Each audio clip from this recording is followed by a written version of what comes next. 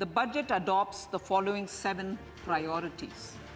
They complement each other and act as the Saptarishi guiding us through the Amritkal. Inclusive development, reaching the last mile, infrastructure and investment, unleashing the potential, green growth, youth power, and financial sector. Currently, those with income up to 5 lakh do not pay any income tax in both old and new regimes. I propose to increase the rebate limit to 7 lakh in the new tax regime. I propose to change the tax structure in this regime by reducing the number of slabs to 5 and increasing the tax exemption limit to 3 lakhs. I propose to extend the benefit of standard deduction to the new tax regime. तो financial year 2024 का budget आपके सामने है और एक संतुलित budget पेश करने की कोशिश की है सरकार ने। वित्त मंत्री जी ने सबको खुश करने की कोशिश की है, टैक्स पेयर को, जो हायर ब्रैकेट में थे उनको भी, जो निचले ब्रैकेट में थे उनको भी, और एक नए ऑप्शन की तरफ ले गए कि बाय डिफ़ॉल्ट आप नए टैक्स रजीम में जाएंगे तो आपको ज़्यादा फ़ायदा होगा। पुरानी चलती रहेगी लेकिन नए में ज़्यादा फ़ायदा होगा।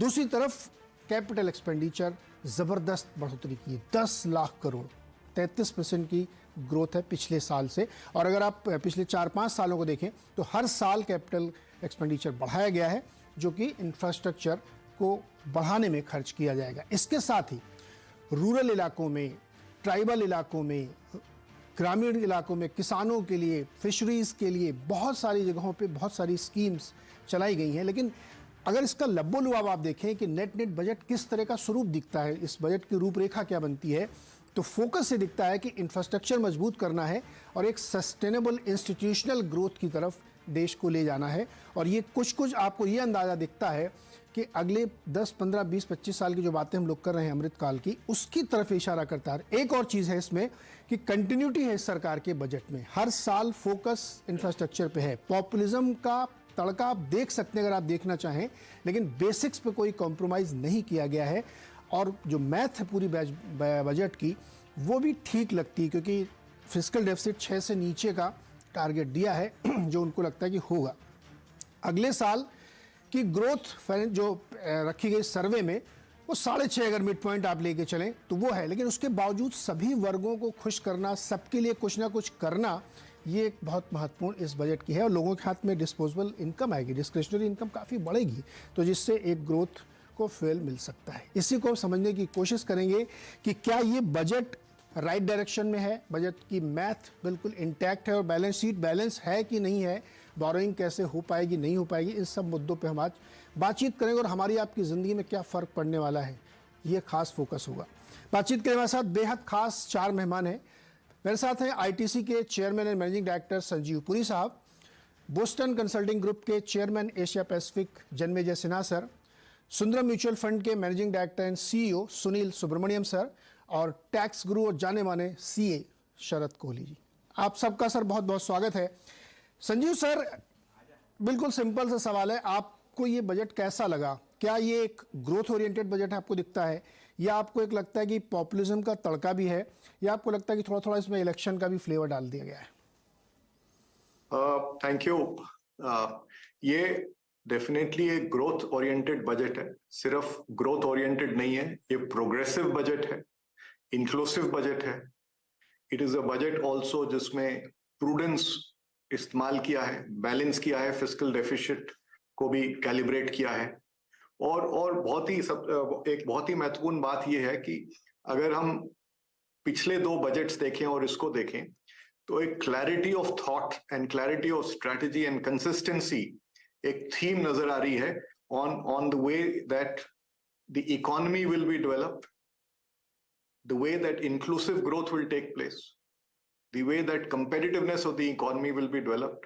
So आपने कैपेक्स के बारे में बताया, वो जॉब्स क्रिएट करेगा, इकोनॉमी को कंपेटिटिव बनाएगा, जिससे जॉब्स क्रिएट होंगे, and it's a virtuous cycle. Already private capex की इन्वेस्टमेंट्स में शुरुआत है और कैपेसिटी यूटिलाइजेशन 70% से ज्यादा है। तो ये फर्दर कंजम्पशन स्पर करेगा और इससे it will certainly over period of time help की प्राइवेट इन्वेस्टमेंट बढ़े। अगर आप एग्रीकल्चर की तरफ देखें, एग्रीकल्चर में हर बजट पे फोकस रहा है एंड इस बार भी फोकस है, और इस बार टेक्नोलॉजी पे काफी फोकस है, क्लस्टर बेस पे काफी फोकस है। ये बहुत इंपॉर्टेंट स्टेप्स हैं एग्रीकल्चर को ट्रांसफॉर्म करने के लिए, जिसमें बहुत अपॉर्चुनिटी है। अगर आप इंक्लूसिव ग्रोथ में लोकल डेवलपमेंट देखें, उसमें भी फोकस है अराउंड कम्युनिटी को कैसे एम्पावर करना है, कैसे वहां पे लोकल बिजनेस मॉडल्स को और जो स्ट्रेंथ्स हैं लोकल एरियाज में उसके बिल्ड करके उसका फायदा लेके कैसे वो वायबल बिजनेस मॉडल्स बना सकें, सो दैट ये सेल्फ सस्टेनिंग होए। एंड उसके साथ सोशल इंफ्रास्ट्रक्चर पे भी इन्वेस्टमेंट है। So it's a very developmental oriented budget. And एक लास्ट पॉइंट मैं और सामने रखना चाहूंगा कि ये टूरिज्म पे इस बार फोकस आया है। 50 वेन्यूज जो डेवलप होंगे, जिससे इंटीग्रेटेड फैशन में डेवलप होंगे, जिसकी इंफ्रास्ट्रक्चर इकोसिस्टम सब डेवलप होएगा। उसमें भी जॉब्स क्रिएट होंगे, सेल्फ एम्प्लॉयमेंट होगी, उसमें स्मॉल एंड माइक्रो एंटरप्राइजेस के लिए पूरा इकोसिस्टम क्रिएट होएगा और इंफ्रास्ट्रक्चर पे भी इन्वेस्टमेंट होएगा। और टूरिज्म में जैसे आप सब जानते हैं कि इंडिया में इमेंस पोटेंशियल है, बहुत नेचर साइट्स हैं, रिलीजियस टूरिज्म, इवन क्यूजीन पे बहुत कुछ है इंडिया को दिखाने, कल्चरल डाइवर्सिटी में बहुत कुछ दिखाने को है इंडिया में, और अपॉर्चुनिटी ह्यूज है यहाँ पे भी, और इसकी जो इकोनॉमिक मल्टीप्लायर्स हैं काफी हैं। तो ये कुछ पॉइंट मैं शुरू में रखना चाहूंगा कि और एंड में मैं यही कहूंगा कि ये ग्रोथ ओरिएंटेड है, विजनरी बजट है, और ये एक स्ट्रॉन्ग फाउंडेशन ले कर रहा है for future progress of India, एक विकसित भारत की तरफ। बिल्कुल पुरी साहब, आपने दो चीजें कही, वो उसको मैं थोड़ा और आपसे डिस्कस करना चाहता हूँ। एक, आपने कहा कि इसमें बहुत ज्यादा टेक्नोलॉजी पे भी फोकस किया गया है, और जो टूरिज्म को प्रमोट करना है वो एक बड़ी बिग पिक्चर के हिस्से में वो लेके आते हैं। जैसे 50 एयरपोर्ट, पोर्ट और इन सबको डेवलप करेंगे, 50 डेस्टिनेशन ढूंढे गए उनको इंटीग्रेट करेंगे, जो कि एक बड़ी योजना का हिस्सा है जिसको वो करना चाहते हैं। और लॉजिस्टिक्स की स्कीम पहले ही लॉन्च कर चुके हैं, जिससे कि कॉस्ट कम हो यहाँ पे, जो कि ग्लोबली हमारी बहुत ज़्यादा है। सर, मुझे ये बताइए कि क्या इससे जो छोटे शहरों में, ग्रामीण इलाकों में डिमांड की कमी है, लोग थोड़ा सा अभी हाउस होल्ड इनकम भी उनकी कम हो रही है, उसको बूस्ट मिलेगा क्या इससे? देखिए, एक पॉइंट मैं पहले रखूंगा। देखिए, जो इनकम और कंजम्पशन की बात है, उसमें दो पॉइंट्स हैं। एक तो कुछ राहत मिली है इनकम टैक्स में, जिससे कि कॉमन मैन के हाथ में कुछ और इनकम टैक्स कम होएगा तो हाथ में पैसे बढ़ेंगे, और ये रिक्वायर्ड था क्योंकि इन्फ्लेशन भी हो रही है और कुछ कॉस्ट भी बढ़ी है। दूसरा है कि जब ऑल राउंड डेवलपमेंट होएगा, चाहे इंफ्रास्ट्रक्चर का है, इंफ्रास्ट्रक्चर रूरल एरियाज में भी जाएगा और उसमें काफी फोकस रहा है, उससे भी रूरल एरियाज में जॉब्स क्रिएट करेंगे। अल्टीमेटली रूरल एरिया को आप देखें, रूरल इकोनॉमी में 1/3 ऑफ द इनकम आज तो नॉन फार्म इनकम्स हैं। और जैसे टूरिज्म पे आते हैं, टूरिज्म में भी डेफिनेटली रूरल एरियाज में, स्मॉल सिटीज में फर्क पड़ेगा, बिकॉज ये मुझे जो समझ आया है कि ये जो डेस्टिनेशंस डेवलप करेंगे उसके अराउंड पर्पस ये है कि एक इकोसिस्टम डेवलप करें। चाहे वो आके कोई टूरिस्ट शहर में रहे या उसके साथ सप्लीमेंट करें विलेज टूरिज्म, रूरल टूरिज्म के साथ, वो पूरा इकोसिस्टम क्रिएट होएगा। और जो देखने को वहाँ विलेजेस वगैरह में मिलेगा, वो ऐसी चीजें और ऐसी डाइवर्सिटी, चाहे हैंडीक्राफ्ट्स की है, चाहे कल्चरल इश्यूज हैं देखने के लिए, वो लोग पसंद करेंगे, बिकॉज ये इंडिया के लिए एक यूनिक एक्सपीरियंस होएगा। तो डेफिनेटली इसको डेवलप कर सकते हैं इस तरीके से कि छोटे शहर, रूरल एरियाज में भी इसका फायदा होए। बिल्कुल, और यूनिटी मॉल उसी योजना के तहत उन्होंने बताया कि हर स्टेट कैपिटल में कम से कम एक यूनिटी मॉल बने और लोकल प्रोडक्ट को फोकस किया जाए और उसको प्रमोट किया जाए, जो मेक इन इंडिया का एक बड़ा इश्तेहार होगा। संजीव सर, एक छोटा सवाल आपसे और है। जो कंजम्पशन की थ्योरी आप कह रहे हैं कि लोगों के हाथ में पैसे वगैरह आएंगे, उससे होगा, क्या एक्सटर्नल फैक्टर्स जो इस समय प्ले हो रहे हैं ग्लोबली, उसका असर हमारे ऊपर अभी बना रहेगा, या हम उससे थोड़ा सा डीकपल होकर अब ग्रो करते रहेंगे? देखिए, डीकपल तो नहीं हो सकते, global all economies are integrated, but एक इंडिया की स्ट्रेंथ ये है कि हमारी जो इकोनॉमी है उसमें डोमेस्टिक कंजम्पशन का कंपोनेंट काफी ज्यादा है, और जो एक्शंस लिए हैं बजट में, कुछ बातें मैंने अभी थोड़ी देर पहले बोली थी, ये सब डोमेस्टिक कंजम्पशन को स्टेप बाय स्टेप इंक्रीज करेगा, तो वो एक रोबस्ट प्लेटफॉर्म रहेगा। एक्सटर्नल सिचुएशन डेफिनेटली इम्पैक्ट करेगा, बट ये जो स्टेप्स लिए हैं मैक्रो स्टेबिलिटी के लिए एंड डोमेस्टिक कंजम्पशन को बढ़ाने के लिए, ये हमें एक रेजिलिएंट और will continue to make us the fastest growing economy in the world, the sweet spot. और जैसे ग्लोबल सिचुएशन हालात इंप्रूव करेंगे, और ये जो अभी जो लेटेस्ट इंफॉर्मेशन आ रही है कि उम्मीद ये है कि जो ग्लोबल सिचुएशन में जो रिसेशन है, जो तकलीफ है, इतनी सीवियर नहीं होगी जो पहले एंटिसिपेट की जा रही थी, तो होपफुली वो अब 2-3 क्वार्टर के बाद शायद वहां पे भी सुधार आए, and then opportunity for exports will open up more. और जैसे जैसे इंफ्रास्ट्रक्चर बढ़ रही है, मैन्युफैक्चरिंग में फोकस है, एग्रीकल्चर में भी अपॉर्चुनिटी है, तो exports will increase and that should add to the growth over time. So that's the way I would put it. And इसीलिए जो forecast भी है इकोनॉमिक सर्वे में, पहले साल का जो फिगर है वो मतलब जो 21 उसके बाद का जो फिगर है वो इस साल के फिगर से स्लाइटली हायर है, बिकॉज आई थिंक वो एज्यूम कर रहा है कि एज्यूम किया गया है कि ग्लोबल सिचुएशन भी इंप्रूव करेगा एंड फिर एक्सपोर्ट्स की भी अपॉर्चुनिटी बढ़ेगी। सो ये मेरा मानना है कि domestic economy we should keep us doing well during the year. Interesting बात है, और मैं तो हमेशा ये कहता हूँ कि ये कोविड के दौरान इस सरकार की बहुत आलोचनाएं हुई पॉलिटिकली, लेकिन बहुत अच्छा मूव लिया कि बहुत फ्री बीज नहीं बांटे, बहुत पैसे नहीं बांटे, नोट नहीं छापी, तो आज आप बेटर सिचुएशन में हैं। जो यूरोप में, अमेरिका में इतना सब कुछ रहा, उसके कंपैरिजन में आप बेटर हैं। लेकिन इससे पहले मैं जनवरी जी के पास जाऊँ, एक और भूमिका बना लेता हूँ।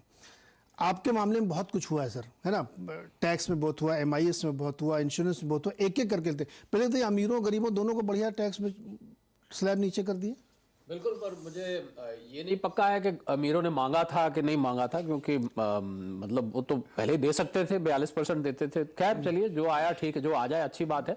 सारी देखिए जो संजीव जी ने बातें कही सारी बहुत अच्छी हैं, और हम जो बात कर रहे थे, आपकी चलाई हुई मुहिम थी या जो भी थी, वो सफल हुए हम लोग। कानों तक, बिल्कुल कानों तक पहुंची। आपकी आवाज देखिए दूर दूर तक जाती है, बात निकली तो दूर तक जाएगी कहते हैं, तो बिल्कुल वहां पर देखने को मिला। पर एक चीज जो मुझे देखने को मिल रही है नीरज, वो ये है कि हम जो पुरानी टैक्स रेजीम है, अब एक इंग्लिश में वर्ड होता है ऑब्लिवियन, वो ऐसा लग रहा है कि वो धीरे धीरे अब वो धुंधली होती जा रही है, और ऐसा लग रहा है कि वो स्लो डेथ उसकी आ रही है। और वहां से थोड़ी सी चिंता ये आती है कि जो लोग 15-15 साल के लिए, 10-10 साल के लिए इंश्योरेंस पॉलिसीज लेके बैठे हैं, PPF के अकाउंट खुलवा के बैठे हैं, हाउसिंग लोन लेके बैठे हैं, 15-20 साल का लोन आराम से होता है, उन लोगों को थोड़ा लग रहा है कि भाई हम अब थोड़े सौतेले हो गए, और वो न्यू रिजीम वाले सगे हो गए, थोड़ा सा उनको ये लग रहा है। हालांकि और उसको डिफॉल्ट स्कीम बना दिया गया, मतलब अब आप लॉग इन करेंगे तो पहले आपको वो वहां ले जाएगा, नई वाली में पहले यहाँ आइए, आप पहले वहां ले जाके वो चूज करते थे, वहां ले जाके उसको चूज करिए। आपको अगर पुरानी में ऊपर छोटा सा लिखा रहेगा, if you want to go to old website. हाँ, तो वो तो उससे लग रहा है कि थोड़ा सा उसके प्रति सौतेलापन कहीं दिखाई दे रहा है, तो थोड़ा सा चिंता है मुझे। इंश्योरेंस सेक्टर की आज थोड़ी सी चिंता होने लगी, क्योंकि जो यंगस्टर्स हैं खासकर भाई, इसमें बाकी सारी बातें अच्छी, देखिए टैक्स में कोई भी रियायत आए, ये तो हम तो ड्राउट आया हुआ था एक तरह से इतने साल से टैक्स की रियायत में, जहां से आया उसका स्वागत है।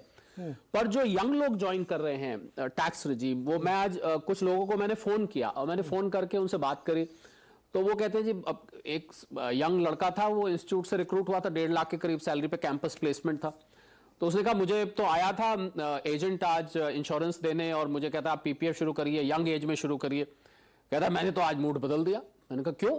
कहता है इसलिए बदल दिया कि अब तो कोई न्यू रिजीम आई है, उसमें तो इन सब का कोई रेलेवेंस ही नहीं है। अरे मैंने कहा जब बूढ़े हो गए तो ये बचत तुम्हारे काम आएगी, आप जो बचाते थे। मैंने कहा नहीं। मैंने कहा अच्छा जो पैसे बचेंगे उसका क्या करोगे? कहता है सब अब तो खर्च करने में मजा आएगा। तो ये थोड़ा सा सेविंग्स को लेके मुझे लग रहा है कि कहीं चिंता हो सकती है। और अच्छी बात यह है कि 7 लाख रुपए तक और बहुत कंफ्यूजन है इस पे लोगों को कि 7 लाख, और एक ने तो मुझे पूछा कि जी ये 0 से 3 लाख और 3 से 6 लाख, और उधर कहते हैं 7 लाख तक टैक्स नहीं है। तो 7 लाख तक टैक्स नहीं है, सेक्शन 87A होता है, उसमें 7 लाख रुपए 25,000 रुपए तक अब आपको टैक्स नहीं। पहले जो 12,500 तक आपको माफ था, अब वो 7 लाख तक पहुंच गया। और न्यू रजीम में 3 लाख भी हो गया, स्लैब भी बढ़ गया चुपचाप, किसी को पता नहीं चला कि हम इसकी चर्चा करते थे 2.5 से 3 कर दीजिए, वो चुपचाप न्यू रजीम में जाके बढ़ भी गया, और वो किसी ने बहुत ज्यादा उसको नोट नहीं किया। सब अर्थ मैथमेटिक्स में ऐसे लगे रहे कि स्लैब बढ़ गया, बहुत लोगों ने नोट नहीं किया। तो मुझे लग रहा है कि वहां पर थोड़ा सा पुराने लोगों को अब ये सोचना पड़ेगा कि क्या हम इन सेविंग्स में, सोशल सिक्योरिटी टाइप सेविंग्स है, प्रोविडेंट फंड आपका है, और अगर इसको कंपेयर किया जाए, मैं कंपेयर कर रहा था personal finance point of view से, टैक्स पॉइंट ऑफ व्यू से, तो जब आप पहले साल में नीरज इन्वेस्ट करते हैं ना, आप तो खुद करते हैं, बताइएगा, मान लीजिए आपने 50,000 पीपीएफ में डाल दिया, वैसे तो आपका पीएफ करता है, पर मान लीजिए पीपीएफ में डाला, तो एक तो 7% पीपीएफ ब्याज देता है, पहले साल में आप 30% ब्रैकेट में है तो 30% टैक्स भी बचता है, तो पहले साल में 37% रिटर्न आपको मिल जाता है। वो एक बहुत बड़ा अट्रैक्शन है। और मैं आज एक इंश्योरेंस कंपनी से अभी बात कर रहा था, उन्होंने कहा कि हमारा 70-80% बिजनेस जनवरी और मार्च के बीच में सिर्फ और सिर्फ इसीलिए आता है कि लोग टैक्स बचाने के लिए इसमें निवेश करते हैं। तो वहां पर भी थोड़ी सी चिंता है। बिग टिकट हाउसिंग 10 करोड़, अगर आप टैक्स बचाने के लिए लॉन्ग टर्म कैपिटल गेन्स के लिए जब घर को बेच के दूसरा घर लेते थे, या कोई और एसेट बेच के दूसरा घर लेते थे, वहां पर 10 करोड़ की अब कैप लगा दी गई है, 10 करोड़ से ज्यादा। हाँ, मतलब 10 करोड़ तक मिलेगा, और उसके ऊपर फिर आपको नहीं मिलेगा। कैप से मेरा मतलब उधर से ही होता है, तो वो उससे ऊपर नहीं मिलेगा। तो बिग टिकट हाउसिंग पर ठीक है, उन लोगों को, जो आदमी 10 करोड़ का घर खरीद रहा है, मुझे लगता है उसको टैक्स देने में एतराज नहीं होना चाहिए। हालांकि यहाँ बड़े टैक्स पेयर्स की फिर यहाँ पर जिक्र आ जाता है। तो एमएसएमईज के लिए नीरज जरूर कुछ अच्छा निकल के आया है। एमएसएमईज में जो प्रिजम्पटिव टैक्स होता था, जब आप बिना खाते रखे, बिना बुक्स रखे 2 करोड़ तक आपकी टर्नओवर हो, खाते किताब अकाउंट की जरूरत नहीं है, 6% फाइल कर दीजिए, डिजिटल ट्रांजैक्शन है, तो वो अब लिमिट 3 करोड़ कर दी गई है। प्रोफेशनल्स के लिए 75 लाख कर दी गई है। तो वहां पर मुझे लग रहा है कि अब जो स्मॉल बिजनेसेस का जो दायरा है, जो स्पैन है, वो मुझे बढ़ता दिख रहा है। वो एक बहुत अच्छी स्वागत करने योग्य बात है। 5% उसमें आपका कैश ट्रांजैक्शन से ज्यादा नहीं होना चाहिए। तब आपको कुल मिला के जितने भी रिलीफ आए हैं, मुझे लगता है कि स्वागत करने योग्य है। लीव एनकैशमेंट, हम कल एक आउटडेटेड प्रोविजंस की बात कर रहे थे। वित्त मंत्री महोदया ने आज अपने मुंह से ही बोल दिया कि 3 लाख अब आउटडेट हो चुका है, और सीधा उसको 25 लाख कर दिया। तो ये जो चेंजेस हैं, सब स्वागत करने लोग हैं। बस सिर्फ मुझे एक ही चिंता है, जो यंग पॉपुलेशन है, उसको हमें सेविंग्स के लिए, सेविंग की आदत छूटनी नहीं चाहिए। आप कोई भी, आप बेसिक इकोनॉमिक्स में भी जाएंगे नीरज, हाँ, तो वो यही कहेगी कि सेविंग्स एक अच्छी आदत है। ये नहीं, सेविंग अच्छी आदत, इसमें एक डिबेट चल रही है कि हम फाइनेंशियल लिटरेसी बढ़ा रहे हैं, तो लोग खुद भी जानते हैं कि उनको कहाँ बेटर चॉइस है, वो निवेश कर सकते हैं। और इंश्योरेंस टैक्स सेविंग का इंस्ट्रूमेंट तो हो ही नहीं सकता। इंश्योरेंस तो आप अपनी सेफ्टी के लिए, नहीं, मैं इंश्योरेंस की वकालत नहीं कर रहा, मैं एक बहुत जरूरी है वो, हाँ, इट्स वेरी इंपॉर्टेंट, बट आदत लोगों क्या थे, टैक्स के लिए उसको यूज करते थे। हाँ, सरकार शायद ये चाहती है भाई ये टैक्स इंस्ट्रूमेंट नहीं है, ये आपके लिए एक जरूरी चीज है। आपके पास हेल्थ इंश्योरेंस होना चाहिए, आपके पास लाइफ इंश्योरेंस होना चाहिए, तो आप खरीदिए उसको, जरूर खरीदिए, लेकिन टैक्स बचाने के लिए खरीदना है तो नहीं। मैं आपके, देखिए, आपकी बात का जवाब किसने कैसे दिया, ये बात मैंने करी, हाँ। तो उसने मुझे ये जवाब दिया, सुनील इस बात को पुष्टि करेंगे, उसने कहा मैंने एक म्यूचुअल फंड खरीदा, और मैंने उसको 1 साल का सोचा कि मैं 1 साल से पहले इसमें एग्जिट नहीं करूंगा। दूसरी तरफ एक ने पीपीएफ लिया, और पीपीएफ तो होता है 5 साल से पहले आप उसको निकाल नहीं सकते। तो वो कहता मुझे जरूरत पड़ी तो पीपीएफ में तो मैं निकाल ही नहीं सकता था। आज मैं अपने आप को दुआ देता हूं कि मैं नहीं निकाल पाया, तो मेरी बचत हो गई। अगर ये निकालने वाला होता तो मैं अब तक खत्म कर चुका होता। तो वो जो सेविंग्स हैं, वो जो फ्रोजन सेविंग्स हैं, वो मुझे लग रहा है कहीं पोर्टफोलियो में जरूरत होती है उसकी, थोड़ा सा वहां चिंता है, बाकी सब कुछ स्वागत। आपकी एक बात से मैं सहमत हूं कि भारत जैसे समाज में, जहां पे सोशल सिक्योरिटी इतनी है नहीं, एग्जैक्टली, कंपलसरी सेविंग आपके लिए बहुत बड़ी राहत बनती है। ये बात आप सही कह रहे हैं। मैं अपने उदाहरण दे देता हूं, मुझे भी पीपीएफ का अकाउंट किसी ने, जब मैं दिल्ली में नौकरी करता था, तो खुलवा दिया था, मुझे उसकी जानकारी नहीं थी। उन्होंने कहा नहीं, खोलो बहुत अच्छा है, तो मैंने खोल लिया उसको। फिर उसमें पैसे से, अब मुझे लगता है बहुत बड़ा कॉर्पस हो गया है वो, क्योंकि आप ज्यादा जितना एटीसी का होता सब उसी में आप डाल देते थे। अच्छा, आप सुन ऐसे रहते जैसे आपके लिए नई चीज है। नहीं, जर्नलिस्ट को हमेशा अनभिज्ञ बन के सवाल पूछना चाहिए। मैं मजाक कर रहा हूं। तो वो एक कंपलसरी सेविंग हमारी हुई, और ठीक ठाक पैसा उसमें बनता है। लेकिन जन्मेजय सर, आपके पास आता हूं मैं, कैसा लगा आपको बजट? सब कुछ ठीक ठाक दिख रहा है? मुझे तो इसमें लग रहा है कि एक बहुत ही विजनरी बजट दिया है। देखिए, मुझे सबसे बेहतर चीज जो लगती है ये बजट से, कि 4 साल से गवर्नमेंट ने अपनी दिशा सब लोग को बता दी है, तो बिजनेस के लिए प्रिडिक्टेबिलिटी और कंसिस्टेंसी आ गई है। ये बहुत ही इंपॉर्टेंट चीज है। मुझे बजट अनइवेंटफुल बहुत बढ़िया लगता है। कहीं इवेंटफुल बजट होते हैं तो उनसे मैं कतराता हूँ और घबराता हूँ। ये बजट ने फिस्कल कंसोलिडेशन की ओर बढ़ते गए हैं, और जो है हम लोग की ग्रोथ इस बार वर्ल्ड में हाईएस्ट रहेगी, और इन्फ्लेशन मेरे लिविंग मेमोरी में कभी भी इंडिया का inflation US, Europe and UK से कम नहीं रहा है, वो भी रहा है। तो इस सिचुएशन में हम लोग देखते हैं कि ग्रोथ के लिए काफी स्टेप्स लिए गए हैं, इंफ्रास्ट्रक्चर में, फिर हेल्थ में, एजुकेशन में, स्किलिंग में। और दूसरी बात यह है कि प्रूडेंस को रखा गया है। इस साल हम लोग G20 के इंडिया में हम लोग प्रेसिडेंट हैं, तो पूरी विश्व की नजर भी इंडिया के ऊपर है। तो बजट इस बार इंडिया का खाली इंडिया में नहीं देखा जा रहा है, विश्व में सब लोग देख रहे हैं। और देखिए बड़े बड़े मैगजीन इस बार बोल रहे हैं कि India is the sweet spot in the world. तो budget has done nothing to dispel that notion. और फिर देखिए दो तीन चीज जो किए गए हैं वो काफी सोच समझ के। एक है कि देखिए भारत में हम लोग सब डेटा रिच पहले होंगे, रिच बाद में होंगे। तो गवर्नमेंट हर चीज में डेटा का कंट्रोल इंडिविजुअल को दे रहा है। अभी भी सिंगल फाइलिंग होगा गवर्नमेंट में, मगर individual will have control. Account aggregator में individual will have control of their data in bank. Health care में भी यही होने वाला है। तो ये एक बड़ी चीज है कि कंपनी क्यों खाली पैसा बनाए आपके डेटा के साथ, इंडिविजुअल के पास ये राइट होना चाहिए, और ये बहुत बड़ी चीज है। तो हम लोग ये सटल चीज सब आगे बढ़ा रहे हैं। दूसरी चीज जो बोली गई है जो काफी इंपॉर्टेंट है कि फाइनेंशियल रेगुलेटर्स को बोला गया है अपने आप रेगुलेशन को देखिए और पब्लिक इनपुट लीजिए और इसको रिफाइन कीजिए।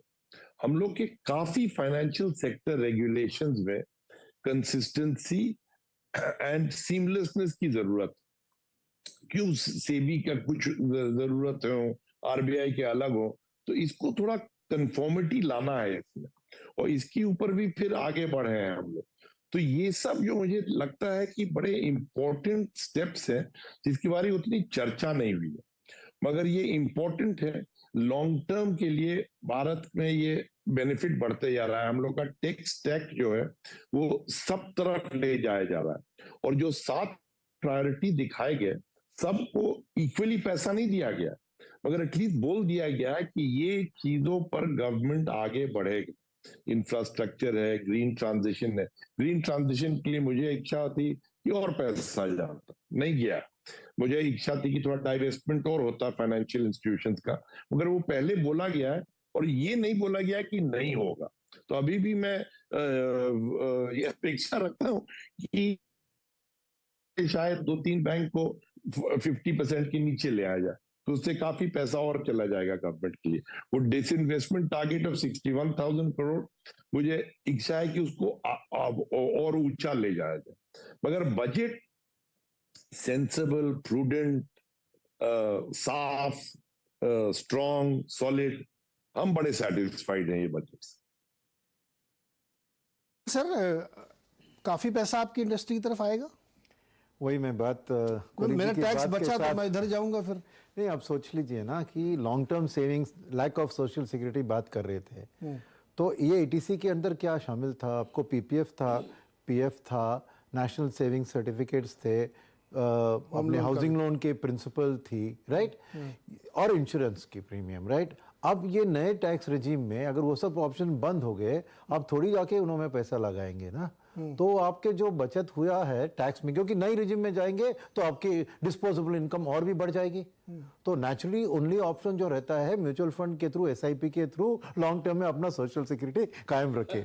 तो ये हमारी बात सुन ली फाइनेंस मिनिस्टर ने कि म्यूचुअल फंड को प्रमोट करना चाहिए, बिना बताए उन्हें साइलेंटली देखिए इकट्ठा करके सभी पैसा अभी म्यूचुअल फंड की ओर आएगा। तो ये बहुत हमारे इंडस्ट्री के लिए बहुत, और इंश्योरेंस एक बहुत कॉम्पिटिंग इंडस्ट्री था हमारे लिए, वो 5 लाख में वो ई निकाल दिया। तो ये एक मैं कहूँगा कि एक simplification of the tax regime, कि हर साल आप ये मत सोचिए कि मैं इन्वेस्टमेंट करूँ नहीं करूँ, आपको जहाँ पे लॉन्ग टर्म सेविंग करना है आप कीजिए, आपको खर्चा करना है कर दीजिए। तो दोनों कंजम्पशन बास्केट और सेविंग्स थ्रू इक्विटी मार्केट्स, ये दोनों के लिए ये टैक्स रेजिम जो सिंप्लीफिकेशन हो रहा है ये हमारे लिए बहुत पॉजिटिव है, वो ज़रूर मानना पड़ेगा। मैं थैंक यू कहूँगा फाइनेंस मिनिस्टर का कि हमारे इंडस्ट्री को जो कंपटीशन, हमारे में भी ईएलएसएस में दबाव आएगा, क्योंकि ईएलएसएस भी एटीसी के अंदर आता है, बट वो तो कई सालों से मर रहा है क्योंकि कंपटीशन इतना आ गया, तो उसका भी और तो इस चीज में राइट एक सिंप्लीफिकेशन तो बेनिफिशियल फॉर म्यूचुअल फंड, इसलिए एसआईपी का जो ऑलरेडी ग्रोथ है मैं उसमें और तेजी देख रहा हूँ आने वाले दिन। एक कॉम्पिटिटर और है आपका, बताइए। ऑटो, सुना नहीं आपने, वो कह रहे हैं कि ये जो ईएमआई चलाते रहते हैं इसकी वजह से मर्सिडीज नहीं खरीद पाते लोग। उस कंपटीशन को क्या करेंगे आप? मान लीजिए मेरे पास पैसे बचे और मैं कार खरीदूंगा, कंजम्पशन की तरफ जाऊंगा, तो आपने इंश्योरेंस वाले को तो कहा कि हमारा कंपटीशन कम हुआ, लेकिन अभी ऑटो वाला है। देखिए, आई मीन टू से ऑन सीरियस नोट, हम लोग भी हल्के फुल्के इसलिए बात करें कि आपको समझ में आए। जो अभी जन्मेजय सर कह रहे थे ना, उसी बात को मैं समझने की कोशिश कर रहा हूं कि अपनी पूरी इकोनॉमी को हम लोग अब इंडिविजुअल लेवल पे आत्मनिर्भर और मनी फ्लो को चैनलाइज कर रहे हैं वहां पे जहां पे चॉइसेस आपके पास और आप तय करें, राइट? करेक्ट, परफेक्ट, आपने बहुत सही पकड़ा। तो इसमें भी कौन किसका कंपटीशन है इसका कोई मतलब नहीं है। करेक्ट, जो ज्यादा एफिशिएंट प्रूडेंट होगा उसको फायदा होगा। बिल्कुल, ये बहुत एक अच्छी चीज है ना। एक इंडिया अगर ग्लोबलाइज बनना चाहती है तो वी ऑल्सो एक ओपननेस ऑफ द मार्केट में फ्री चॉइस देना चाहिए, एंड हमारी प्रोडक्टिविटी तब इंक्रीज होगी तब प्राइवेट सेक्टर को पूरे हाथ दिया जाए। तो मेरे ख्याल में ये जो क्लैरिटी, आई थिंक सभी स्पीकर्स ने बताया कि लॉन्ग टर्म ट्रेंड का जो है ना वो सरप्राइजेस नहीं दे रहे हैं। हर बार बजट में वरी क्यों होता है, सडनली नेगेटिव सरप्राइज आके कुछ मेरे लिए टैक्स लग गया, ये लग गया, ये अनसर्टेनिटी फैला होती है। अब ये क्या है कि एक क्लैरिटी, क्योंकि 5 साल से कंटिन्यूअस बजट पेश कर रही है मैडम, और उसमें जो एक डायरेक्शन, और आज भी देखिए इन 5.9 के फिस्कल डिफिसिट के टाइम में भी उन्होंने 25-26 में 4.5 की बात करी। तो एक गोल क्लियर है, सिंप्लीफिकेशन ऑफ टैक्स क्लियर है, और सेकंड जो इलेक्शन वाली बात उठी थी ना, साइलेंटली देखिए उन्हें इलेक्शन जीतने का भी रास्ता खुला है, क्योंकि एम्प्लॉयमेंट सबसे बड़ा मुद्दा होने वाला है। और उसमें देखिए कितने उन्होंने स्टेप्स लिए। First 80,000 crore Awas Yojana, real estate और कंस्ट्रक्शन बिगेस्ट एम्प्लॉयमेंट जनरेटर है। सेकंड एमएसएमई के लिए इतने बेनिफिट्स, तो एमएसएमई भी लार्जेस्ट एम्प्लॉयमेंट है। थर्ड ये टूरिज्म में पब्लिक प्राइवेट पार्टनरशिप से अब देखिए रूरल सेक्टर में कितने जॉब्स आएंगे। तो ये क्या कर रहे हैं कि अपने आप से, और अग्निवीर उन्होंने जो लॉन्च किया था उसके लिए उन्होंने अग्निवीर का पैसा ट्रिपल ए दे दिया। तो हमने जो 25 लाख उसके हाथ में आने वाला है 5 साल के बाद, उसको टैक्स फ्री कर दिया, तो अग्निवीर का पॉपुलैरिटी भी बढ़ेगा। तो ये वही एम्प्लॉयमेंट वाला मुद्दा को कई जगह से, कई डायरेक्शन से वो उसी को अटैक कर रही है। और पब्लिक प्राइवेट पार्टनरशिप से प्राइवेट सेक्टर का हाथ, खाली गवर्नमेंट उतने एम्प्लॉयमेंट नहीं कर सकती है, राइट? तो मेरे ख्याल में ये क्लियरली इलेक्शन ओरिएंटेड था विदाउट बीइंग पॉपुलिस्ट। हाँ, मिडिल क्लास को भी खुश किया, प्रूडेंटली किया। जनरली सर ये जो इकोनॉमिक मॉडलिंग में आपसे समझना चाह रहा था, ये बजट के 4-5 बजट से मैं इसको देख रहा हूँ कि सरकार एक नया इकोनॉमिक मॉडल रखना चाहती है हम लोगों के सामने। वो क्या, किस तरह का चीज बना है? कंज्यूमर को एम्पावर करना है, फ्री चॉइसेस की तरफ जाना है, कंपल्शन खत्म करना है, क्या किस तरह की मॉडलिंग कर रही है सरकार? देखिए, हम भारत एक project finance economy, working capital economy नहीं है। इसके माने मैं बताता हूँ। हम लोग का पर कैपिटा इनकम लो है, तो हम लोग को पहले क्या करना है कि अपना पर कैपिटा बढ़ाना है। पर कैपिटा बढ़ाने के लिए हम लोग को अपना प्रोडक्टिविटी इंप्रूव करना है। कहीं तो प्रोडक्टिविटी इंप्रूव करने के लिए हम लोग के पास पैसा तो है नहीं, तो हम लोग को बोरो करना पड़ता है, तो गवर्नमेंट को बोरो करना पड़ता है। तो ये बोरो करके कहाँ इन्वेस्ट करते हैं वो बहुत ही इंपॉर्टेंट चीज है। कहीं आप बड़े अमीर देश हैं तो आपका जो टैक्स रेवेन्यू है उससे आपका बजट चल जाता है, हम लोग का उससे नहीं चल सकता। तो इसलिए हम लोग बोरो करके इन्वेस्ट कर रहे हैं। तो गवर्नमेंट कहाँ इन्वेस्ट कर रही है? इंफ्रास्ट्रक्चर में इस साल 10 लाख करोड़ डाल दिए हैं। तो इंफ्रास्ट्रक्चर से प्रोडक्टिविटी बढ़ते हैं, road, rails, urban infrastructure, rural infrastructure. और ये जो जब इन्वेस्टमेंट ठीक होता है तो प्रोडक्टिविटी बढ़ता है, तो जीडीपी का ग्रोथ बेहतर होता है, तो डेट सर्विसिंग भी कम हो जाता है। और ये एक बहुत ही इंपॉर्टेंट बात है इस साल कि डेट हम लोग 8 पॉइंट तक कम कर दिए, नेशनल डेट, बहुत इंपॉर्टेंट है। और दूसरी बात यह है कि टैक्स टू जीडीपी रेशियो भी बढ़ा है, मगर इसमें भी हम लोग जो बोरो कर रहे हैं वो इंफ्रास्ट्रक्चर में डाल रहे हैं। अब सॉफ्ट इंफ्रास्ट्रक्चर में भी शुरू किए हैं डालना, हेल्थ केयर, एजुकेशन, स्किलिंग और डालना चाहिए। हम तो कहते हैं कि एजुकेशन और हेल्थ में और डालना चाहिए क्योंकि वो प्रोडक्टिविटी और बढ़ाएगा। मगर ये विजन क्या है कि इंडिया को आत्मनिर्भर बनाने के लिए हम लोग का इंफ्रास्ट्रक्चर जो है सक्षम होना है, और हम लोग का सोशल इंफ्रास्ट्रक्चर, ये इतना जो यंग एज 27 का एवरेज एज है, जब वर्ल्ड का, यूरोप का 40 के ऊपर है, यूएस एंड चाइना का 38 के ऊपर है, हम लोग की जो यंग पॉपुलेशन है उसको हम लोग उसका कैप्चर कैसे करें बेस्ट वैल्यू। तो इसके लिए ये गवर्नमेंट का व्यू है कि प्रोजेक्ट फाइनेंस इकोनॉमी में you have to invest carefully और इंफ्रास्ट्रक्चर में, तो इससे प्रोडक्टिविटी बढ़ेगा, जीडीपी ग्रोथ बढ़ेगा, और फिर स्लोली हम लोग का पर कैपिटा बढ़ेगा, तो फिर हम लोग भी वर्किंग कैपिटल इकोनॉमी हो जाएगा, तो बोरोइंग कम हो जाएगा। मगर ये जो इस मामले में अभी हम लोग को बोरो करके आगे बढ़ना है। जी, अच्छा, इंफ्रास्ट्रक्चर शब्द बहुत यूज हो रहा है, तो कई बार लोगों को ये समझ में नहीं आता होगा इंफ्रास्ट्रक्चर की बार हम लोग इंफ्रा बढ़ाओ, ये बनाओ, वो बनाओ, कैसे इसको समझे। मैं बहुत आसान से उदाहरण समझाने की कोशिश करता हूँ। जो लोग मुंबई में रहते हैं या जो लोग अपने शहरों से उसको कंपेयर कर सकते हैं, मुंबई में एक इलाका है दादर और एक इलाका है मोहम्मद अली रोड। आप उन दोनों की तरफ जाइए तो वहाँ पे क्लस्टर डेवलपमेंट हुआ है, पुरानी बिल्डिंगों को तोड़ के एकदम नई बिल्डिंग्स बना दी गई हैं विद सो मेनी एमेनिटीज। उससे क्या हुआ कि आपको पूरा इंफ्रास्ट्रक्चर वहाँ का आसपास की सड़कें, पानी, बिजली, केबलिंग, पेवमेंट, ये सब चेंज हो गया। तो आप जब उस इलाके में अब जाएंगे तो आपको एकदम नया सा लगेगा वो। तो ये जो भारत में क्या है, बहुत सारे इंफ्रास्ट्रक्चर्स नहीं है, वो चाहे सोशल इंफ्रास्ट्रक्चर हो, ये जैसे कि जन्मजय सर कह रहे हैं सॉफ्ट इंफ्रास्ट्रक्चर, उस पर अगर आप फोकस करेंगे तो प्रोडक्टिविटी बढ़ेगी, क्योंकि ईज ऑफ डूइंग बढ़ती है, आपका कंफर्ट जोन बढ़ता है। तो ये इंफ्रास्ट्रक्चर पर ज़्यादा फोकस है मेरे ख्याल में, इसको ऐसे समझना चाहिए। एकदम ईजी उदाहरण से मैं आपको समझा रहा हूँ।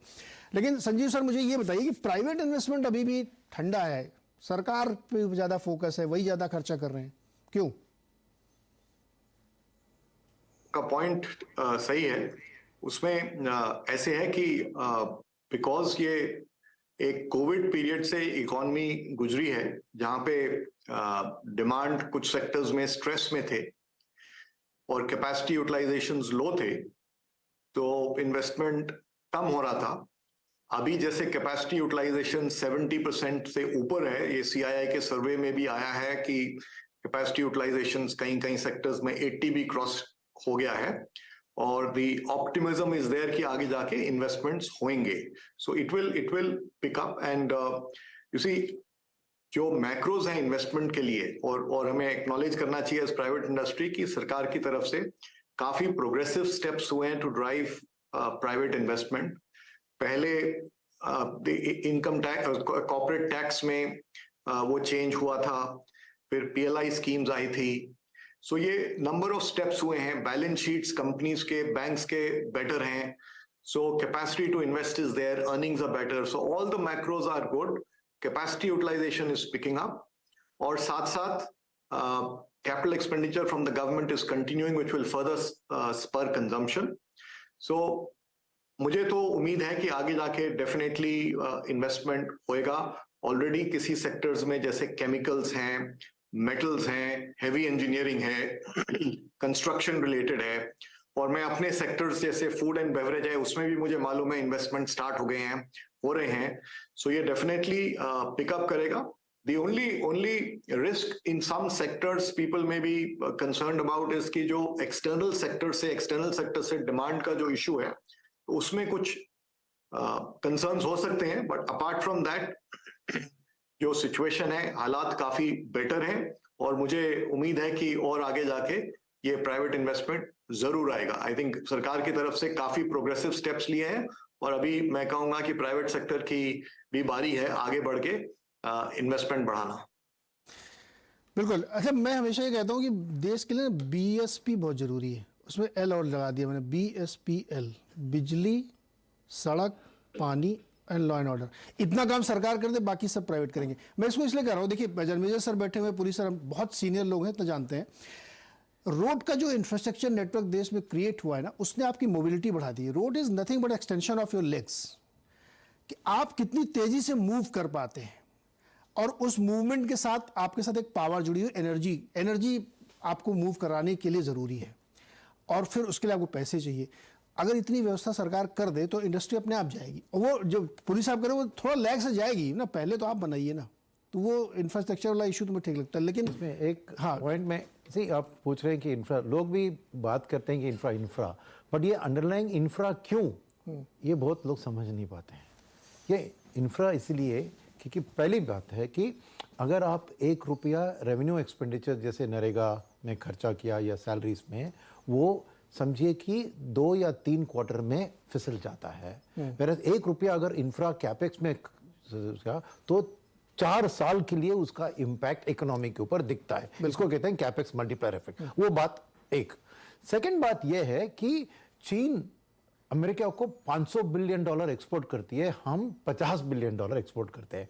तो ये चाइना +1 का जो स्ट्रैटेजी बना है, उसमें इंपॉर्टेंट चीज आप याद रखिए कि चाइना का पर कैपिटा वेज $9,800 है, हमारा पर कैपिटा वेज $4,000 है, क्योंकि हमारे पास सब काम नहीं करते। $2,000 का पर कैपिटा इनकम, $4,000 का पर कैपिटा वेज, यानी आधा से ज्यादा हमारी लेबर की सस्ता है चाइना के कंपैरिजन।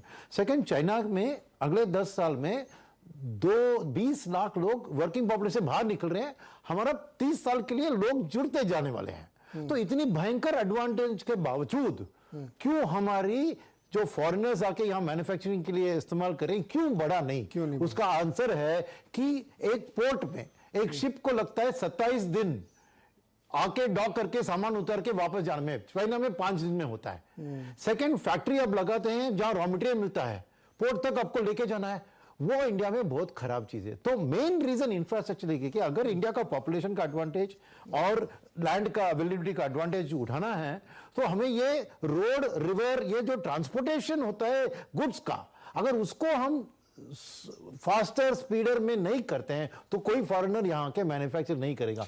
तो मोस्ट इंपॉर्टेंट इसीलिए बजट समझना सिंपल, अपने घर से समझिए ना, आप प्लॉट वहीं खरीदते हैं जहाँ सड़क वड़क ठीक ठाक है, चौड़ी है, पानी बढ़िया है, बस चोरी चमारी नहीं हो रही है, वही खरीदते हैं ना सर आप। तो इंफ्रास्ट्रक्चर का मतलब ये। लेकिन सर अभी ये मैंने आपसे एक सवाल लिख के दिया था, मान लीजिए मेरी सर टैक्सेबल इनकम 15 लाख रुपए, अब मैडम कह रही है कि अब उसमें सिर्फ 1.5 लाख टैक्स कटेगा, पहले कितना कटता? देखिए इसको नीरज, इसको दूसरे तरीके से समझिए। इसलिए हमने ये केस लिया, आज केस स्टडी लिया हमने, 7 लाख, 10 लाख, 15 लाख, 20 लाख। तो हमने उसका लिया जो लोग इन्वेस्ट करते हैं, जिनकी ATC में, ATD में हाउसिंग लोन भी है, सेक्शन 24 में इंटरेस्ट भी लेते हैं। हमने इसको उससे कंपेयर किया, क्योंकि आप बेयर कंपेयर करेंगे तो आपको तो फिर तो न्यू रेजिम आंख बंद करके पट्टी बांध के आप ले लीजिए, वो तो उन्होंने आउटराइटली डिक्लेयर किया है। पर हमने जब किया तो एक बड़ा इंटरेस्टिंग फाइंडिंग सामने आया। पहले जो ये न्यू रेजिम पुराने वाला था, जो अब तक चल रहा था, उसमें हमने बात की थी कल भी कि 5 लाख लोगों ने उसको ऑप्ट किया था। वो स्कीम ज्यादा चली नहीं थी, 7.5 करोड़ 52 लाख रिटर्नों में से मुश्किल से 5 लाख लोगों ने ऑप्ट किया था। और हमने इसको, क्योंकि टैक्स गुरु में हम तो डाइसेक्ट करते रहते हैं, तो हमने ये डाइसेक्ट किया कि जब आपकी 15 लाख से ऊपर की इनकम होती थी, तब जाके वो कहीं फायदा उसका दिखना शुरू होता था। अब देखिए, अब ये मैंने बैकग्राउंड बनाया, अब ये जो न्यू आई है, इसमें वो 15 लाख घट के अब कहीं 10 लाख के आसपास आ गया है। तो इसका मतलब ये हुआ कि अब 7 लाख और लगभग 10-12 लाख के बीच में अगर किसी की इनकम है और वो निवेश भी करता है, ATC भी है, उसका एक हाउसिंग लोन भी है छोटा सा, वो मेडिक्लेम भी उसने ले रखा है, मेडिकल इंश्योरेंस ले रखा है, तो उसको शायद कहीं अभी भी ओल्ड स्कीम में फायदा नजर आए। वरना आप जैसे 12 लाख से ऊपर करेंगे, तो मैंने बड़ा अच्छा एग्जांपल दिया, आप जब प्लेन टेक ऑफ करता है तो जैसे जैसे हाइट पकड़ता है तो नीचे की चीजें आपको छोटी होती जाती हैं। तो जैसे जैसे आपकी इनकम ऊपर जाती जाएगी, ये आपको सेविंग बहुत छोटी दिखती जाएंगी और वो आपको वो ऑब्लिवियन में चली जाएंगी, वो मतलब उसको आप फर्क इतना नहीं पड़ेगा। तो ये इसकी इंपॉर्टेंस डाइल्यूट होती जा रही है। तो यही मेरे ख्याल एफर्ट किया गया इसमें और बड़ा बहुत कैलकुलेट करके ये निकाली गई है, बहुत इसके पीछे दिमाग लगा है, पूरी टीम लगी है। उन्होंने ये देखा कि भाई लोग जो है ये भी बेनिफिट लेते हैं, वो भी लेते हैं, वो भी लेते हैं, वो भी लेते हैं, तो अब कहां जाके इसको रोके। तो ये मामला और फोकस नीरज कहां पर है? फोकस है टैक्स एडमिनिस्ट्रेशन की तरफ। आपने देखा होगा 100 कमिश्नर अपॉइंट करने की बात हुई है जो कि खाली ग्रीवियंस रिड्रेसल करेंगे, अपील्स जो पेंडिंग पड़ी हुई हैं उसको करेंगे, ग्रीवियंस रिड्रेसल मैकेनिज्म को स्पीड अप करने की बात आई है, तेजी से प्रोसेसिंग करने की बात आई है। मुझे लग रहा है टैक्स पेयर्स को इन सब चीजों पे लोगों का ध्यान नहीं जाता है और लाखों लोग शिकायतें डालते रहते हैं, मेरा रिफंड नहीं आया, मेरा ये नहीं आया, मेरे को गलत नोटिस आ गया। तो अगर ये चीज सुदृढ़ हो जाती है तो आपकी कितना आपका टाइम बचता है। टैक्स भले ही आप थोड़ा फालतू भी दे रहे हो तो आपका टाइम, आपकी सरदर्दी और आपके लिए टैक्स एक सिंप्लीफाइड। देखिए अब हम अमृतकाल में विकसित देश बनने की तैयारी कर रहे हैं। विकसित देश की बहुत सारी पहचान होती है, यहाँ गिनवाएं आप तो अनेकों बार डिस्कस करते होंगे। इंफ्रास्ट्रक्चर अच्छा होता है, सड़कें अच्छी होती हैं, सफाई होती है, लोगों को सोशल सिक्योरिटी वगैरह वगैरह। उसमें से एक जो चेकलिस्ट में चीज होती है कि आपका जो टैक्स स्ट्रक्चर होता है वो इजी टू कंप्लाई होता है। आप उसको खुद ही बैठ के उसको भर के और आप आराम से कर लेते हैं। आपको खामखा आपके ऊपर सवाल नहीं किए जाते, आपके ऊपर विश्वास किया जाता है, तो उस तरफ अग्रसर हैं। अब देखिए जब भी उस तरफ की सड़क आप पकड़ेंगे तो एक नई सड़क है तो थोड़ा सा पेन तो होगा, क्योंकि आपको आदत पड़ी हुई है पुरानी सड़क पे जाने की, ये सेविंग्स के माध्यम से बचाने की, ये बचा लें, इधर बचा लें, ये एग्जाम्पशन ले ले भैया, कोई डिडक्शन बता दो, कोई एग्जाम्पशन, सैलरी पैकेज ऐसे बना दो, वैसे बना दो, ये रीइंबर्समेंट दे दो, वो रेंट रिसीट लगा दो, ये कर दो, वो कर दो। ये सारी चीजें लोगों को आदत पड़ी हुई है। तो अब जब नई सड़क पकड़नी है, कोई भी नया आप चेंज करेंगे, उसमें हमेशा ही मन में एक रेजिस्टेंस जरूर महसूस होती है।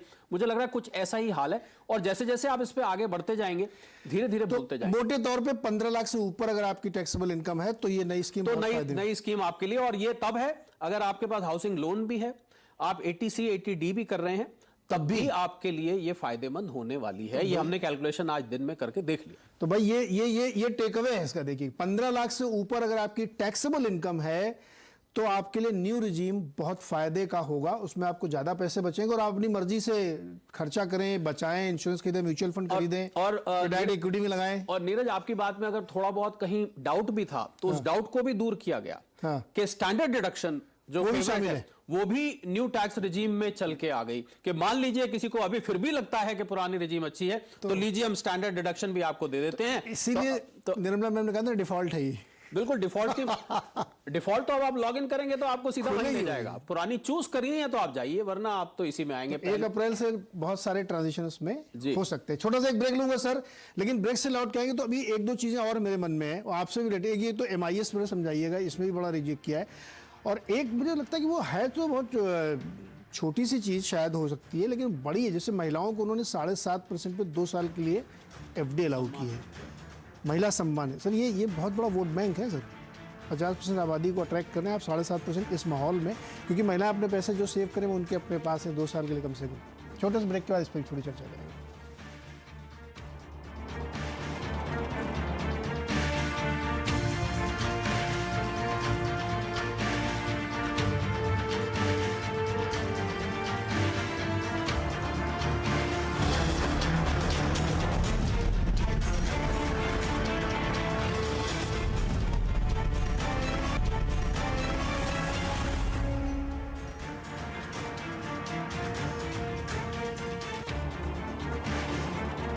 स्वागत है एक बार फिर से आपका। और हम बजट का विश्लेषण कर रहे हैं, बजट को समझने की कोशिश कर रहे हैं, क्योंकि बहुत सारी ऐसी चीज़ें हैं जो काफ़ी फायदेमंद है देश के लिए भी और इंडिविजुअल लेवल पे भी। इस बार काफ़ी कुछ मिडिल क्लास को खुश करने के लिए किया गया है। संजीव सर, आखिरी चरण है और समय कम होगा, लेकिन मैं आप चाहता हूँ कि आपका फाइनल कमेंट क्या है इस बजट पे और आप इसको रेटिंग करना चाहें तो कैसे रेट करेंगे?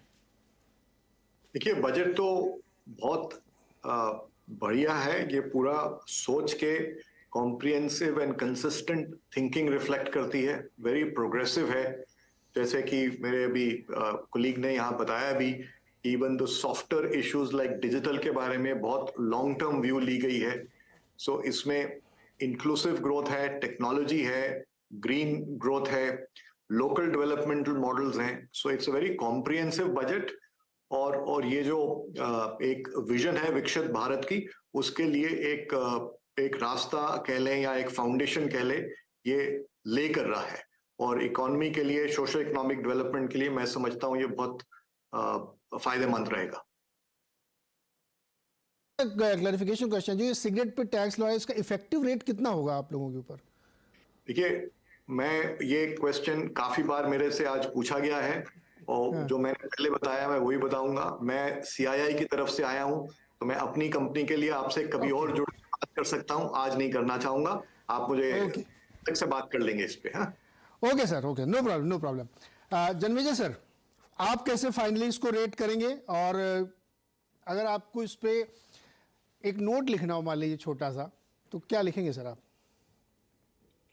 नहीं, मैं तो बोलूंगा कि मैं बहुत खुश हूँ। ये कंसिस्टेंट और प्रेडिक्टेबिलिटी बढ़ाने के लिए बिजनेस सेंटिमेंट बढ़ता है, और इससे ये जो इंडिया चाइना +1 स्ट्रेटजी वगैरह में एक चीज जो बाहर से लोग हरदम घबराते थे कि भाई इंडिया में हर समय कुछ ना कुछ बदलाव आ जाता है बीच में, तो हम लोग का प्लानिंग खराब हो जाती है। तो ये कमेंट अब 4 साल से कोई नहीं बोल रहा है, और इसी से इंटरेस्ट भारत में बढ़ते जा रहा है। जियोपॉलिटिक्स और उसका बढ़ावा देगा। तो मैं बहुत खुश हूं ये बजट से। 2-3 चीज जो पहले बोला गया है वो आएगा, हमको लगता है ये कंसिस्टेंट। देखिए, सब्सिडी रिजीम को उसमें थोड़ा बदलाव आना है, बिकॉज अभी हम लोग का थोड़ा सा सब्सिडी रिजीम, देखिए हम लोग पावर फ्री दे देते हैं एग्रीकल्चर को, उसकी वजह से डिस्कॉम्स को लॉस होता है। तो डिस्कॉम का लॉस होता है तो इंडस्ट्री का प्राइस बढ़ जाता है, और डिस्कॉम और जनरेटर्स को बढ़ा पैसा नहीं दे पाते हैं, तो उसके वजह से तो इंडस्ट्री PLI मांगता है। तो ये एक सब्सिडी रिजीम बन जाती है। तो वो उसमें थोड़ा चेंजेस आने चाहिए, थोड़े से ये डाइवेस्टमेंट आगे बढ़े तो उसको सब में फायदा होगा। मगर ये बजट सॉलिड, सक्षम, क्लियर, कंसिस्टेंट, तो मैं बड़ा खुश हूँ। परफेक्ट। सर जी, MIS में कुछ किया है? बहुत अच्छा किया है। और 4.5 लाख रुपए MIS पहले ये पोस्ट ऑफिस की स्कीम है, पोस्ट ऑफिस की स्कीम है, स्मॉल सेविंग स्कीम्स में आती है। और सरकार हर महीने इसका ब्याज मिलता है। हाँ, हर महीने ब्याज मिलता है। हर महीने ब्याज मिलता है। मंथली इनकम स्कीम नाम ही है इसका। हाँ। और 4.5 लाख रुपए कोई भी भारतीय कर सकता था इसमें, किसी भी उम्र का, किसी भी जेंडर का। किसी भी उम्र का, किसी भी जेंडर का। 4.5 लाख रुपए की लिमिट थी। अब आप पूछे लिमिट क्यों थी? क्योंकि वो सरकारी खर्च से जाता है, तो हर व्यक्ति को एडवांटेज मिले। पति पत्नी 2 होते थे या जॉइंट अकाउंट आप खुलवाते थे तो 9 लाख तक जा सकते थे आप। तो वो बहुत सारे सरकार के पास रिप्रेजेंटेशन आते थे। अगर मान लीजिए 2 पत्नियां हैं तो 9 लाख मिलेगा। अच्छा, 9 ही मिलेगा। ओके, मैं वैसे क्लैरिफिकेशन के लिए। फिर आज वाली अमेंडमेंट करने की जरूरत नहीं पड़ती। ओके। तो अब उसका ब्याज हर महीने आता है आपके अकाउंट में, एक अलग अकाउंट में क्रेडिट होता रहता है। और ये बहुत सारे रिप्रेजेंटेशन सरकार के पास आते थे कि स्कीम पे लाखों लोग जुड़े हुए हैं। आपको पता नहीं, जानकारी, बहुत लोग जुड़े हुए हैं। तो अब उसको 4.5 से 9 लाख कर दिया गया है। मतलब हर व्यक्ति 9 लाख कर सकता है। और अगर आप जॉइंट अकाउंट खुलवा सकते हैं तो 15 लाख कर दिया गया। उसको एग्जैक्टली डबल नहीं किया है, उसको 15 लाख कर दिया है, उस पर कैप रखा गया है। और इसी सीरीज में जो महिला सम्मान निधि बनाया गया है, जो नया एक इंस्ट्रूमेंट निकाला गया 7.5% ब्याज के साथ, मुझे लग रहा है महिलाओं को 2 साल के लिए अभी उसको रखा गया है।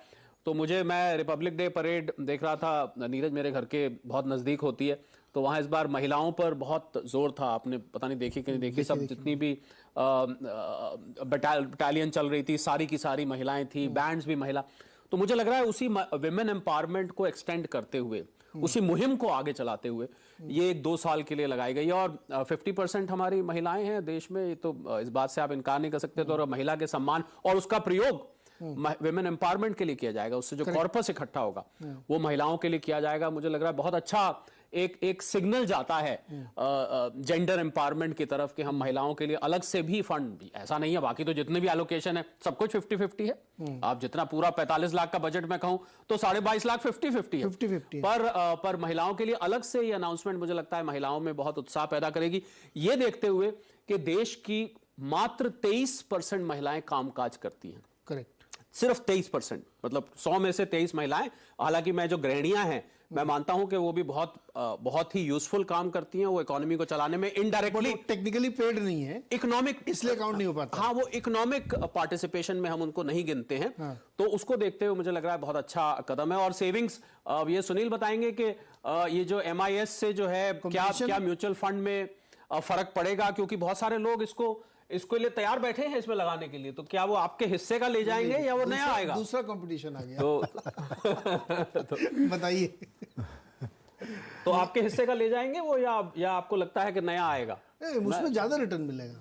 नहीं, रिटर्न पर वहां पर सॉवरेन गारंटी, बहुत सारे लोग ऐसे हैं नीरज जो कि रिटर्न की परसेंटेज नहीं देखते, उनको गारंटी ऑफ मनी चाहिए, उनको एक फिक्स रिटर्न चाहिए, उनको सरदर्दी नहीं चाहिए। मैं ये नहीं मतलब है कि म्यूचुअल फंड सरदर्दी है, गलत मत समझिएगा आप मुझे।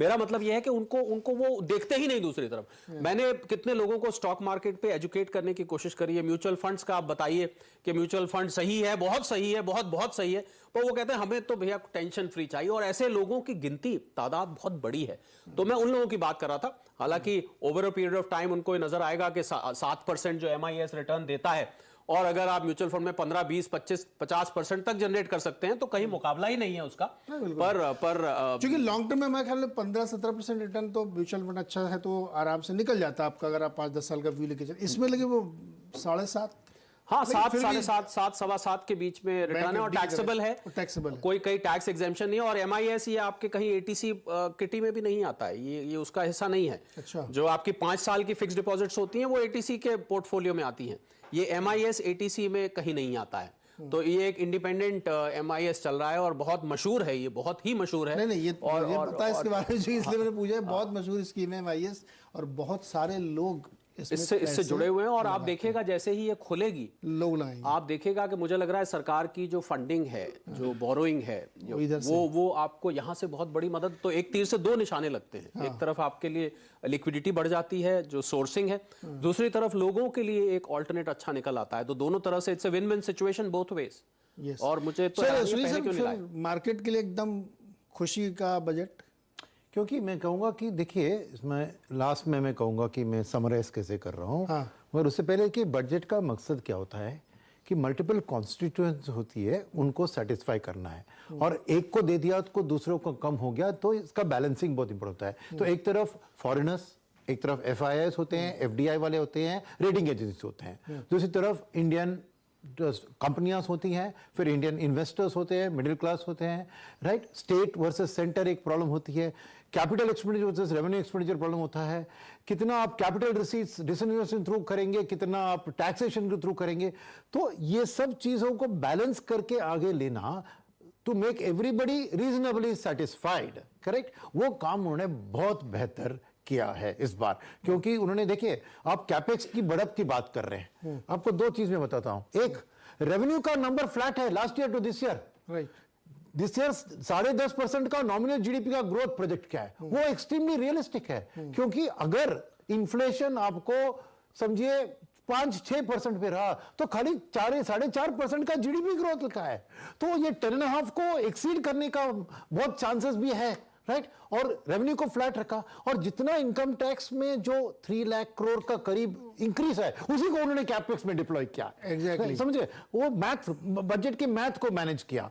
सेकंड, ये देखिए, सेंट्रल वर्सेस स्टेट में, अभी सेंट्रल इतना खर्चा कर रही है मगर स्टेट्स नहीं कर रहे हैं, तो 50 साल का इंटरेस्ट फ्री लोन, मगर आपको पूरा इसी साल में खर्चा करना है। Yes. ये दबाव डाला है, तो नेचुरली ये सब इलेक्शन ईयर में या कि ये खर्चा आ जाएगा, तो ऑटोमेटिकली एक मनी मल्टीप्लायर इफेक्ट होगा। और तीसरी बात है कि सबके हाथ में पैसा दिया, चाहे वो अभी सेविंग्स में डाले या कंजम्पशन में डाले, दोनों तरफ इकोनॉमी के लिए बेहतर है। तो इसलिए मैं समरी में मैं कहूंगा, नॉर्मली AAA एसेट बोलते हैं, बेस्ट क्वालिटी। अभी यहाँ पे मैं कहूँ ये BBB बजट है। क्या है? Brilliantly balanced budget. BBB budget. और अगर रेटिंग करने को आप मुझे बोलें तो रेटिंग मैं 10 में से 10 देता, पर मैं 10 में से 9 दूंगा। एक नंबर उनका काटूंगा जिन 5 यंगस्टर्स ने मुझे आज कहा कि हम सेविंग नहीं किया करें। उनका काटेंगे बिल्कुल, नहीं तो 10 में से 10 में देता। नहीं, देखिए, नो डाउट, मैंने मैम के 5 बजट देखिए, 5th बजट है उनका। मुझे इसमें सबसे बढ़िया चीज़ ये लगी कि हर चीज़ बहुत प्रैक्टिकल है। जैसा कि जन्मेजय सर ने बहुत अच्छे से एक्सप्लेन किया, पूरी सर एक्सप्लेन कर रहे हैं कि बहुत, आपने भी कहा ना कि कम बताओ ज़्यादा कर दो, वो ज़्यादा अच्छा होता है, रादर कि आप बहुत बड़े बड़े दावे करें और उसके बाद हो ना पाए। तो इसमें वो प्रैक्टिकलिटी दिख रही, और एक कोशिश की गई कि सारे लोगों को इसमें और खुश किया जाए। दूसरा, बीइंग फाइनेंशियल जर्नलिस्ट, मुझे सबसे अच्छा लग रहा है कि आप पैसा लोगों के हाथ में दीजिए, उनको इंडिपेंडेंट करिए, वो तय करेंगे उनको कैसे खर्च करना है। आप मेरे ऊपर बहुत ज्यादा सर SIP या मर्सिडीज, ये झगड़ा चलेगा, मैं इस पे 1 घंटे का शो कर चुका हूँ। तो लोगों को ये इंडिपेंडेंस होनी चाहिए कि वो कैसे करेंगे, लेकिन हाँ सोशल सिक्योरिटी भी बहुत जरूरी है, जिसकी तरफ सरकार ध्यान दे भी रही है और थोड़ा आगे भी देना चाहिए। बहुत बहुत शुक्रिया आप सब लोगों का, Puri sir, Janmejay sir, Sunil sir और शरद सर, एक्सप्लेन करने के लिए, दर्शकों को समझाने के लिए कि इस बजट का आपकी लाइफ में क्या फ़र्क पड़ने वाला है, देश की विकास में क्या फ़र्क पड़ने वाला है। उम्मीद करते हैं कि आपको काफ़ी कुछ समझ में आया होगा, बहुत आसान भाषा में और बहुत ईजिली हमने समझाने की कोशिश की। बहुत बहुत शुक्रिया हमारे साथ।